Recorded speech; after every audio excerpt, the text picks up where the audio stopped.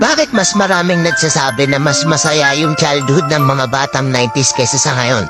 Bakit mas maraming nagsasabi na yung mga batang 90s mas swerte sila kasi mas masaya yung mga naging childhood experiences nila? Simple lang. Mga batang 90s pakinggan nyo to. Lapit ka konti.